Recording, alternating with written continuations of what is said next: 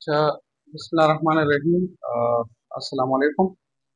I am doctor Mateen, department of physics, Islamia college Peshawar. देखिए, chapter number 10 में lecture number 3 है molar specific heat of an ideal gas. ठीक है, इसका डेरिवेशन हम नहीं करते। Molar specific heat of an ideal gas आप लोगों ने मैट्रिक में पढ़ा था। स्पेसिफिक हीट, स्पेसिफिक हीट का मतलब है the amount of heat required to raise the temperature of 1 kg of a substance through 1 Kelvin। अगर आप किसी चीज का 1 kg ले लें और उसका टेम्परेचर 1 केल्विन राइज करें, how much heat is required, that is called specific heat। Molar specific heat का क्या मतलब है? the amount of heat required to raise the temperature of 1 mole of an ideal gas through 1 Kelvin।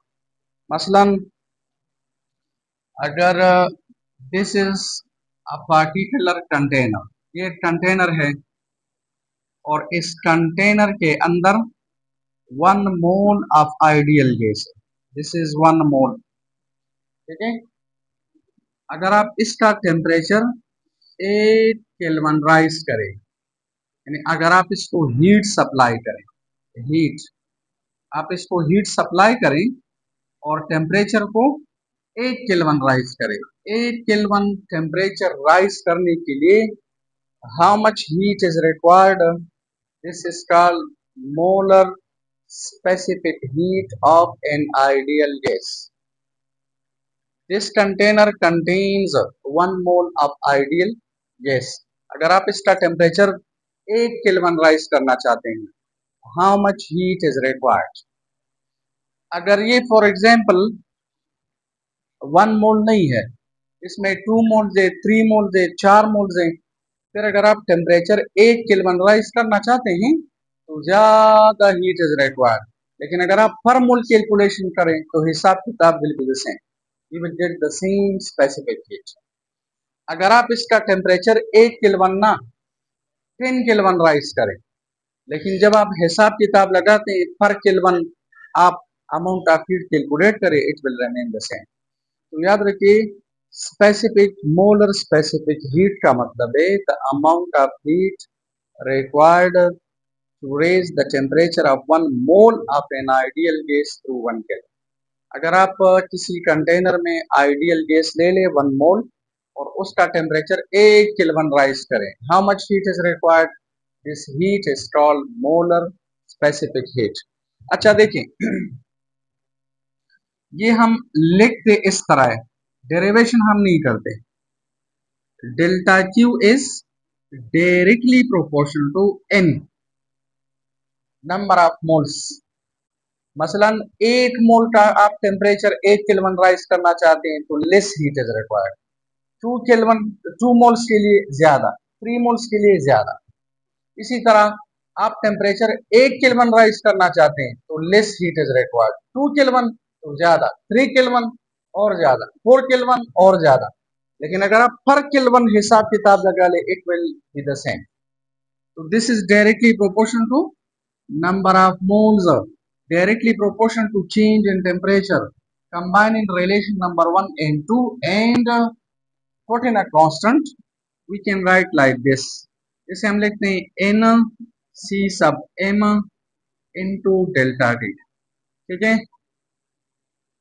this is the amount of heat given to the system for n number of moles and for a particular rise in temperature। लेकिन जो cm है, molar specific heat है, it remains constant.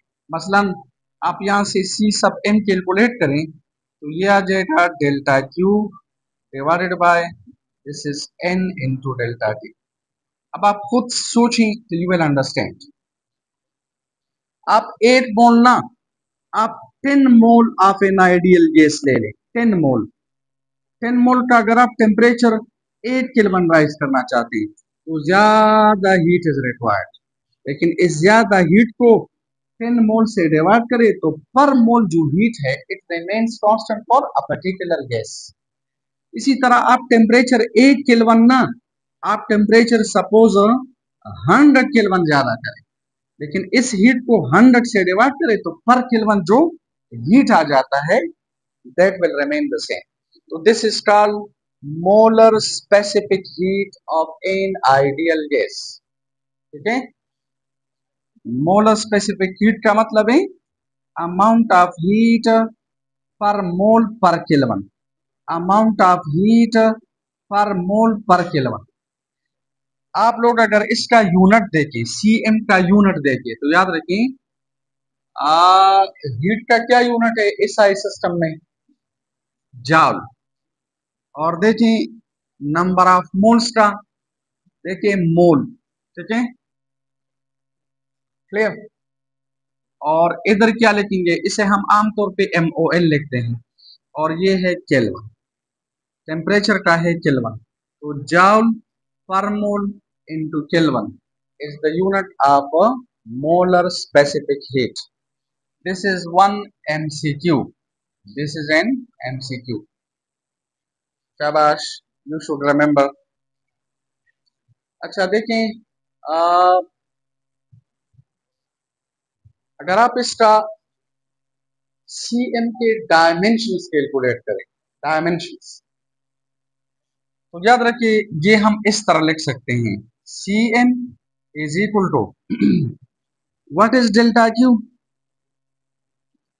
Heat, what is heat, energy, what is energy, work. तो देखिए अगर आप लोग इधर लिखे वर्क, वर्क का मतलब है FD, अंडरस्टैंड, और नीचे है नंबर ऑफ मोल्स, तो ये N लिखो सपोज, और ये है डेल्टा T। तो ये मैं लिख सकता हूं CM is equal to, F का मतलब है MA, दिस इज D, और this is N delta T। और ये मैं लिख सकता हूं M, A का मतलब है velocity by time, N delta T। याद रखिए ये टेम्परेचर है, ये टाइम है, और इधर D, A की जगह मैंने लिखा velocity by time, acceleration means velocity by time, और वेलोसिटी की जगह लिखो डिस्प्लेसमेंट बाय टाइम। तो ये मैं इस तरह लिख सकता हूं, CM is equal to mass velocity जगह D, और नीचे T, एक T मौजूद है तो T square, this is N and this is delta T, और याद रखिए एक D ये है तो D स्क्वायर। तो अगर आप इसके डायमेंशंस लिखें तो डायमेंशंस में लिख सकता हूं, this is M power 1 L power 2, सही है, और ये टेम्परेचर है तो T पावर -2, और ये नंबर ऑफ मोल्स है तो हम इसकी जगह कैपिटल N लिखते हैं, तो N पावर -1, और ये क्या है टेम्परेचर, तो टेम्परेचर के लिए हम लिखते हैं K पावर -1। याद रखिए these are the dimensions of molar specific heat, शाबाश। देखो डेल्टा Q का मतलब है heat, heat means energy, energy means work, work is FD, F की जगह MA, A की जगह V बाई T, V की जगह D बाई T, तो M D square divide by T square N delta T। इस M की जगह capital M power 1, D length तो L पावर 2, और ये टाइम है ऊपर जाए तो कैपिटल T पावर -2, इस N की जगह कैपिटल N पावर -1, और टेम्परेचर की जगह I will write Kelvin purse.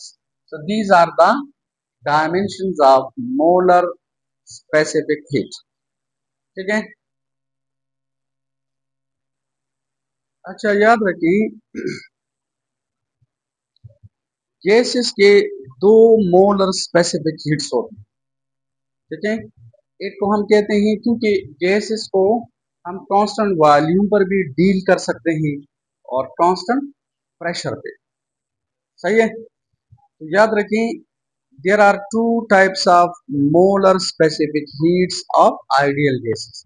एक को हम कहते हैं molar specific heat at constant volume और दूसरे को हम कहते हैं एट कांस्टेंट प्रेशर। ठीक है, तो वही डेफिनेशन है, इसमें हम सिर्फ कांस्टेंट वॉल्यूम लफ्ज लेते हैं। ठीक है, नंबर 1 है molar specific heat of an ideal gas at constant volume, at constant volume। सही है, तो इसका डेफिनेशन है the amount of heat required to raise the temperature of 1 mole of an ideal gas through 1 Kelvin at constant volume is called molar specific heat at constant volume। ठीक है, सिर्फ constant volume लफ्ज मैंने add किया क्योंकि gases can be treated at constant volumes as well as at constant pressure.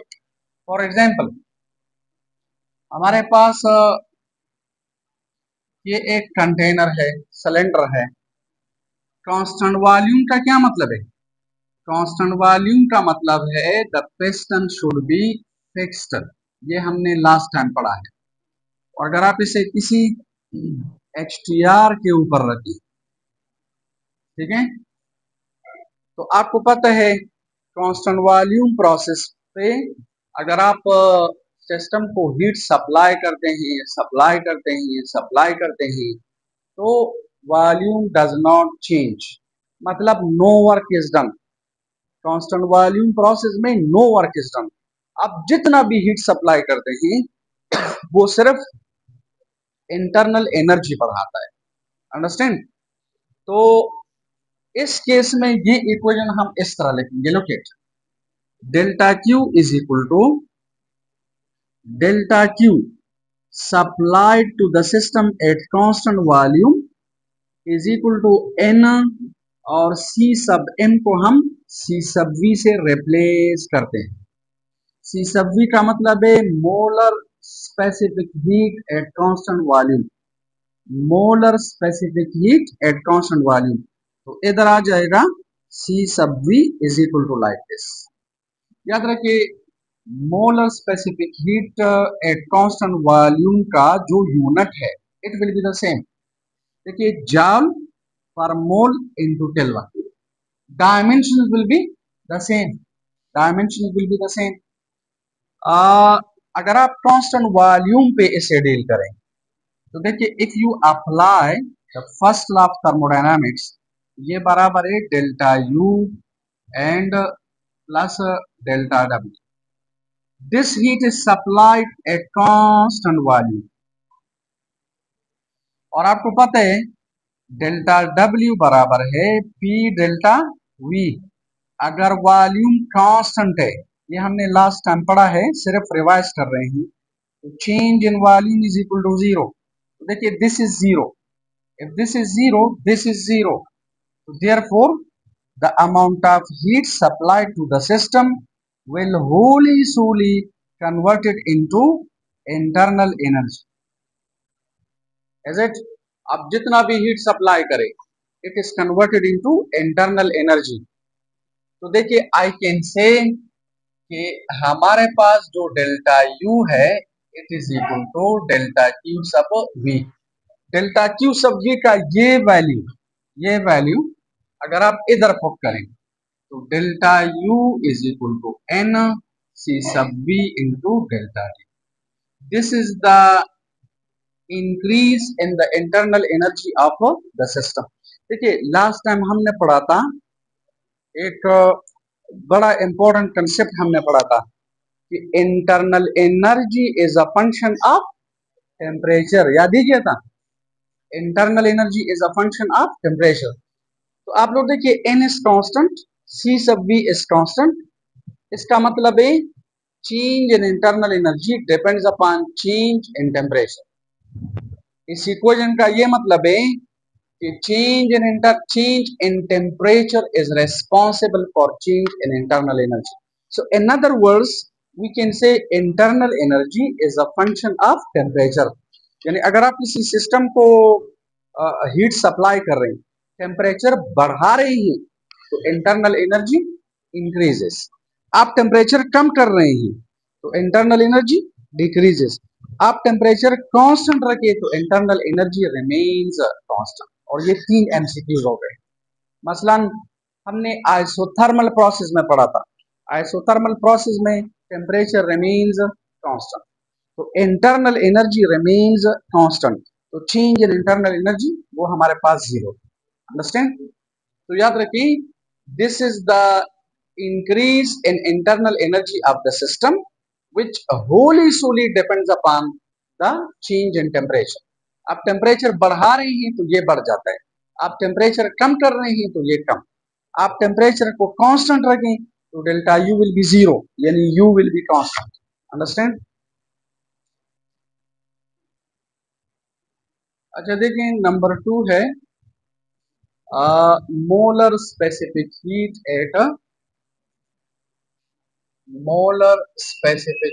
Eight constant pressure. तो ये वही डेफिनेशन है, आप लोग सिर्फ कांस्टेंट प्रेशर लफ्ज ऐड करें, ठीक है। The amount of heat required to raise the temperature of 1 mole of an ideal gas through 1 Kelvin at constant pressure is called molar specific heat at constant pressure। Understand? यानी अगर आप किसी system को, किसी gas को constant pressure पे deal करते हैं, तो हमने लास्ट टाइम पढ़ा था आइसोबैरिक प्रोसेस में, आइसोबैरिक प्रोसेस में प्रेशर रिमेन्स कांस्टेंट। अब जितना भी हीट सप्लाई करते हैं सिस्टम को, तो वो दो काम करता है, नंबर 1 इंटरनल एनर्जी बढ़ जाती है and number 2 the work is also done. याद रखिए, फर्स्ट लॉ ऑफ थर्मोडायनामिक्स से delta Q is equal to delta U plus delta W. तो लोके, अगर डेल्टा क्यू जीरो है adiabatic process, delta U zero है isothermal process, delta W zero है isochoric process. लेकिन अगर एक भी जीरो नहीं है, नॉन जीरो है, तो आइसोबैरिक प्रोसेस।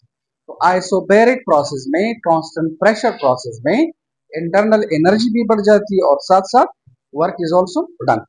तो लुक इट, ये वही इक्वेशन है, सिर्फ इस वॉल्यूम को मैं प्रेशर से रिप्लेस करता हूं, इसे आप प्रेशर से रिप्लेस करें बस। अंडरस्टैंड?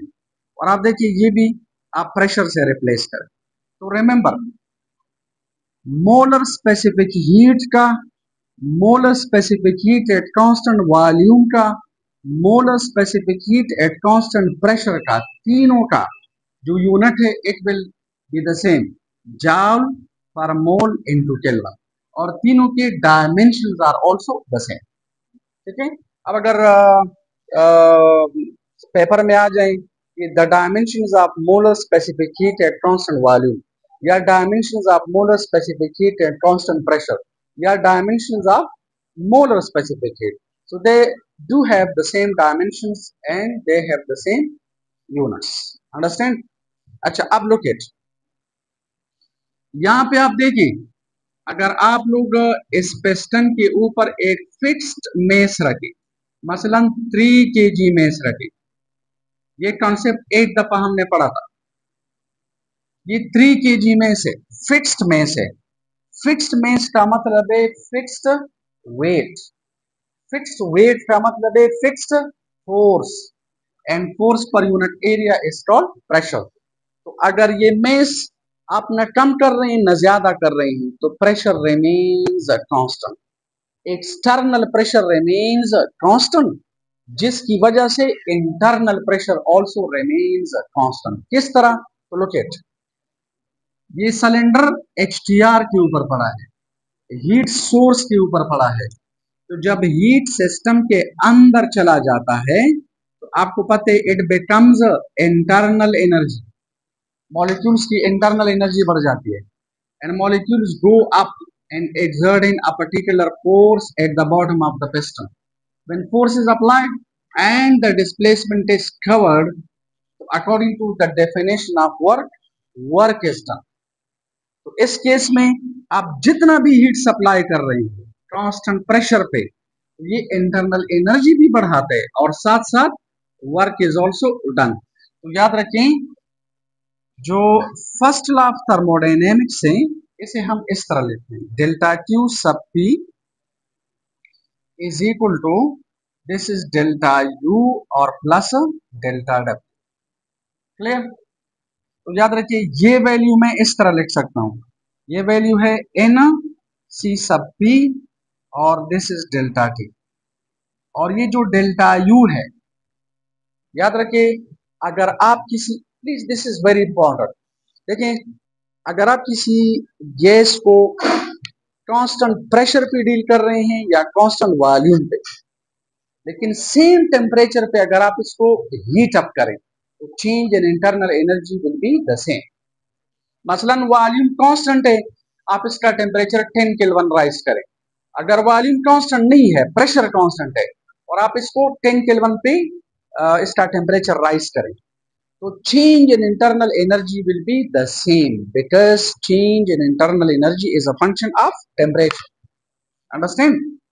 तो इसी वजह से ये डेल्टा यू में लिख सकता हूं एन सी सब वी और डेल्टा टी।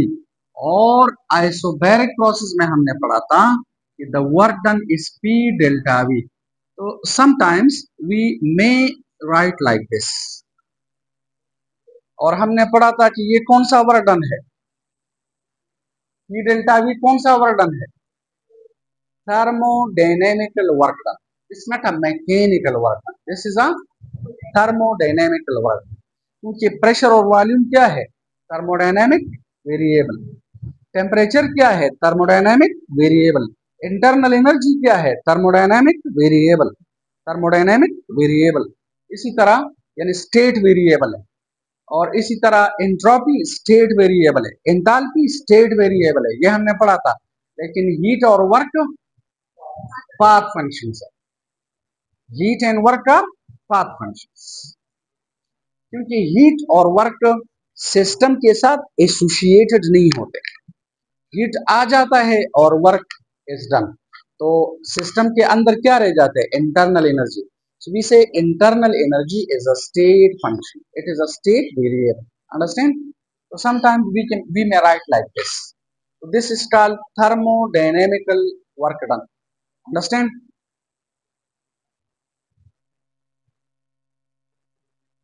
अच्छा देखिए, now we are going to discuss कि सी सब पी और सी सब वी का आपस में क्या रिलेशन है। तो हम थोड़ा सा डेरिवेशन कर रहे हैं, अगर चीज डेरिवेशन की जरूरत नहीं है, लेकिन आपका वो थोड़ा सा वो जो टेस्ट है वो डेवलप हो जाएगा कि सी सब पी और सी सब वी को हम किस तरह रिलेट कर सकते हैं। तो हमारे पास इनके दरमियान एक रिलेशन है कि C sub P minus C sub V is equal to R. This is a relation between C sub P and C sub we. देखिए अभी हमने पढ़ा, शाबाश, ट्राई टू अंडरस्टैंड। अगर आप किसी सिस्टम को कांस्टेंट प्रेशर पे डील करें, कांस्टेंट प्रेशर पे, तो कांस्टेंट प्रेशर पे two things are done, change in internal energy and work. Understand? So look at the amount of heat supplied to a system at constant pressure may be written as the change in internal energy plus work done. ये अभी हमने पढ़ा, ठीक है। Shortcut में derivation करूं, lengthy derivation की जरूरत नहीं है बिकॉज दिस इज एमडीके क्लास। तो ये हमारे पास है N C sub P delta T. आप अगर इस इक्वेशन में देखें, इस इक्वेशन में न एन है न डेल्टा टी है, क्लियर वगैरह, तो ये हम एलिमिनेट कर रहे हैं। और ये जो डेल्टा यू है this is N C sub V delta T. अभी हमने कांस्टेंट वॉल्यूम प्रोसेस में पढ़ा। Any question? शाबाश। और ये जो डेल्टा डब्ल्यू है ये हमारे पास है पी डेल्टा वी। कहां पर पढ़ा था? आइसोबैरिक प्रोसेस में, which is thermodynamical work done. Understand? अच्छा देखें, अब हम कोशिश कर रहे हैं कि ये इस इक्वेशन में आप देखें न पी है न डेल्टा वी है, ये पी डेल्टा वी यहां से एलिमिनेट कर रहे हैं। तो let this is equation number 1। देखिए इसकी जगह मैंने ये लिखा, इसकी जगह मैंने ये लिखा, constant volume process, constant pressure process, isobaric process में वर्णन हम इस तरह लेते। लुक इट, आप मुझे ये बताएं, what is this? PV is equal to NRT, what is this? Ideal gas equation, या this is called general gas equation, या this is called this is called another special नाम, इसे हम कहते हैं equation of state of a gas. This is the equation of state of a gas. That's what the equation check हुई है। What is P? State variable. What is V? State variable. What is T? State variable. This is constant. General gas constant, ideal gas constant, ठीक है, the constant of the state of a gas वगैरह वगैरह, और ये भी for a particular gas this is constant। तो PVT state variables हैं। Therefore, this equation will give us information regarding the state of an ideal gas। ठीक है, ये इक्वेशन हमें बताती है कि एक आइडियल गैस किस स्टेट में है, किस हालत में है। किस हालत का मतलब ये है, इसका प्रेशर कितना है, इसका टेम्परेचर कितना है, इसका वॉल्यूम कितना है, किस स्टेट में है। So this is called equation of state of an ideal gas. Understand? अच्छा, आप मुझे ये बताएं, ये इक्वेशन मैंने किस प्रोसेस के लिए लिखा? आइसोबैरिक प्रोसेस में two things are done. Understand? तो अगर आप इधर डेल्टा अप्लाई करें, मल्टीप्लाई ना, apply, this is an operator. अगर आप इसको अप्लाई करें पी वी, और इधर भी अप्लाई करें एन आर इंटू टी, तो आइसोबैरिक प्रोसेस में pressure remains constant, there is a change in volume, और एन और आर में चेंज नहीं आता, these are constants for a particular gas, और ये डेल्टा आप इधर लगा लें। Is it? शाबाश। तो आप लोग देखिए पी डेल्टा भी हमारे पास इधर पुट करें। अच्छा देखिए, कभी कभार एक एमसीक्यू आ जाता है कि which of the following equation gives us the thermodynamical work done? Which of the following equations gives us thermodynamic work done? अब मसलन देखिए, ऑप्शन ए में लिखा है P डेल्टा V, ठीक है, या सपोज इस तरह लिखा है delta W is equal to P delta V। अक्सर स्टूडेंट्स इसको टिक करते हैं, ठीक है, क्योंकि इन्होंने ये पढ़ा हुआ होता है। और अगर बी में लिखा है delta W is equal to N R delta T, और अगर सी में लिखा है बोथ ए एंड बी, और अगर डी में लिखा है नन, तो कौन सा सही है? सी सही है। अंडरस्टैंड? थर्मोडायनेमिकल वर्क डन हम पी डेल्टा वी भी लिख सकते हैं, और P delta V N R delta T के भी बराबर है। तो this is a special MCQ. अच्छा देखें, अब this equation becomes like this, ठीक है, N C sub P delta T is equal to N C sub V delta T plus N R delta T. आप लोग देखिए थ्रू आउट कॉमन क्या है? इन डेल्टा टी कॉमन है, तो C sub P N delta T common ले लें, तो C sub V plus R, these are gone, तो C sub P is equal to C sub V और plus R. It means C sub P minus C sub V is equal to R. तो this is an MCQ, this is an MCQ. अब अगर इस तरह आ जाए कि which of the following equation relates C sub P and C sub V, तो अगर लेते C sub P minus C sub V is equal to R, ठीक है, कभी कभार इस तरह लिखते हैं C sub P plus C sub V is equal to R, तो गलत है। अगर लिखिए C sub P divide by C sub V is equal to R, ये तो बिल्कुल गलत है, क्योंकि फिर C sub P divide by C sub V dimensions are cancel, तो R is dimensionless, then which is wrong in the language of physics. और अगर इस तरह लिखिए C sub P multiplied by C sub V is equal to R, ये भी गलत है क्योंकि फिर इस साइड और इस साइड के डायमेंशन या यूनिट सेम नहीं आते। अच्छा, इस इक्वेशन का एक फायदा ये है, एक एडवांटेज ये है, अगर आपको C sub P और C sub V का पता है तो you can calculate R for a particular gas, number one. अगर आपको R का पता है, C sub V का पता है, तो आप C sub P कैलकुलेट कर सकते हैं। अगर आपको C sub P और R का पता है तो आप C sub V भी कैलकुलेट कर सकते हैं। ठीक है, these are whatever I say, these are MCQs। लेकिन ये इक्वेशन हमें बता रही है कि dimensionally C sub P, C sub V और R द सेम है, क्योंकि according to chapter number 1 first year हमने पढ़ा था कि similar quantities dimensionally, similar quantities can be added and subtracted, similar quantities can be added and subtracted. मसलन आप कहते हैं 5 mangoes plus 3 mangoes, they are addable because they have got the same dimensions, the same units, understand. लेकिन अगर आप इस तरह लिखते 5 mangoes plus 3 tapers, they are not addable, they are not edible because they have got different dimensions। आप इस तरह लिख सकते हैं कि pressure plus pressure is equal to pressure, this is never possible, pressure plus temperature is equal to what, it is not possible to be added or subtracted। तो यहां से ये भी पता चला कि डायमेंशनली हमारे पास ये और ये सेम है, जो डायमेंशन इसके हैं वो इसके भी है, इसके,